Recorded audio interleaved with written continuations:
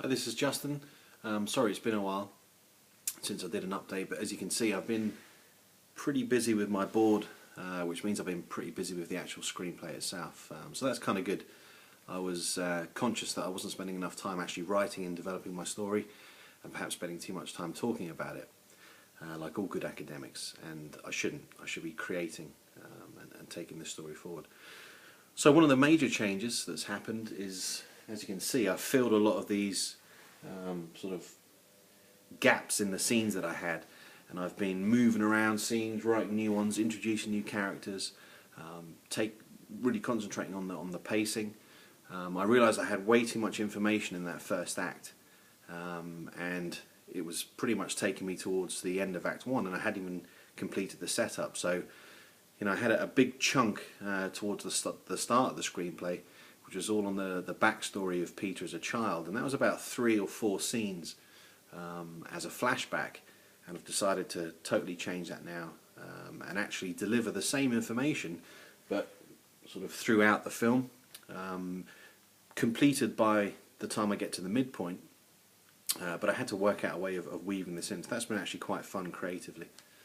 Another thing that's taken up my time is I've had some amazing feedback from people that are in the business, including a guy who's optioned his action film, and he's just waiting to sign the deal, and of course he's on to his next project and working with his management and flying to LA for meetings to meet producers. Very exciting, that's where we want to be ourselves.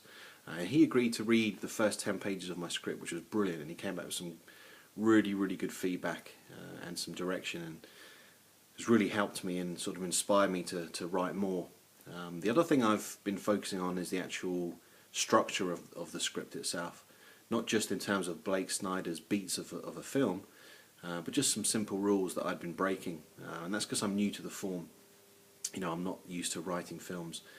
What I can do is build character and build the story and write dialogue from my fiction background, but I was missing, you know, but basically I was making a lot of mistakes that would instantly get my screenplay rejected or thrown into the trash can or deleted if it was electronic.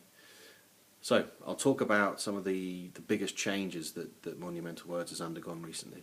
I should also point out that I've got quite a few test readers now who have been fantastic, again taking the time to read the script, about 60-70 pages, and tell me what they liked and tell me elements of the character or the dialogue that didn't quite gel, and I've got some really useful insights. So Nicoletta, Liam, my filmmaker friend, Lee, thank you very much, and also I had a beer with a friend when I was back in Jersey, Simon, this is your shout out, mate, and we had a chat about the plot, and we were really sort of trying to uncover what makes the film tick, and he gave me a great idea for the end of the film, so I'll give you full credit for that now, Simon, thanks a lot, mate.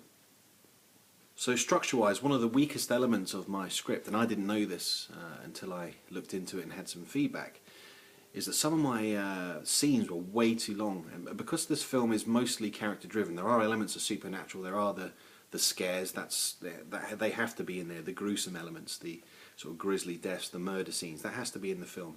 But this is primarily a character-driven film. And I had dialogue over about 16 pages. And I didn't realise that actually a scene should really be a maximum of 3 to 5 pages, but 3 really. 5 if you can really justify that it belongs in that script. So I was thinking, wow, I've now got, you know, 16 pages of dialogue between the two primary characters, which is John and Peter. How on earth am I going to break this up into 3? I can't deliver the same information over 3 pages of dialogue. Now actually that's part of the art of writing a good film. It's the pacing and where we map out the scenes, and that's where my board came in. I realised that I can actually take this information. It doesn't all have to happen in a linear step-by-step way. I can deliver the same information over a series of scenes, or I can break up that scene, have the 2 characters. They don't have to be talking at one meeting. They could meet over a series of days. I've now got the luxury of film. I've got the luxury of time in terms of how I film the movie and how I film those scenes. So that was the first lesson. So I've gone through quite methodically, made sure that most of my scenes are a maximum of 3 pages. Some of them are obviously only half a page or 1 page, and we can chop between sort of locations, whether it's day or night, morning or evening, doesn't matter.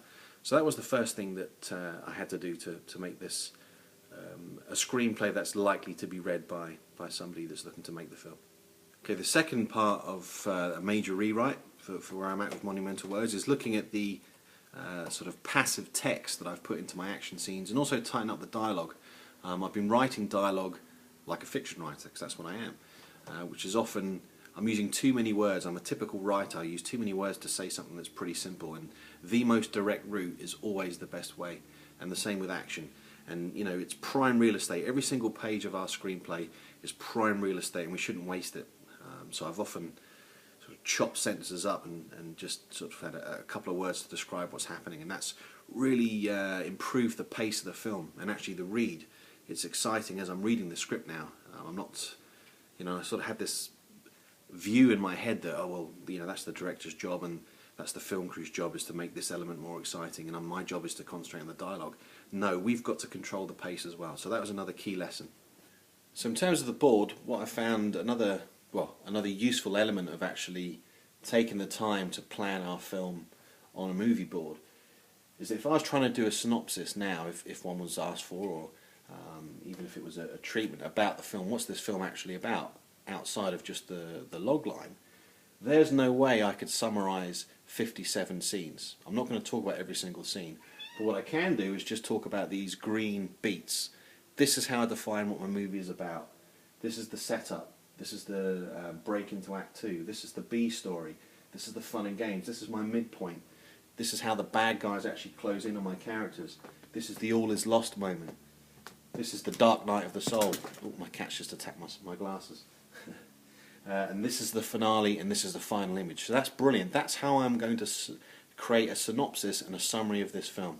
That's it for now, guys. Thanks for watching. What I'm going to do along with posting this film is I'm going to talk about some of the structural elements of the beats relating to Monumental Words. Again, it's going to sort of build the synopsis for the film, and I might even post a few sample pages from Monumental Words so you can see where I'm going and see how I'm actually creating that conflict, or perhaps the inciting incident. Anyway, thanks a lot. Don't forget to share this video and check me out on monumentalwords.com and look for me on Facebook. Cheers guys, bye.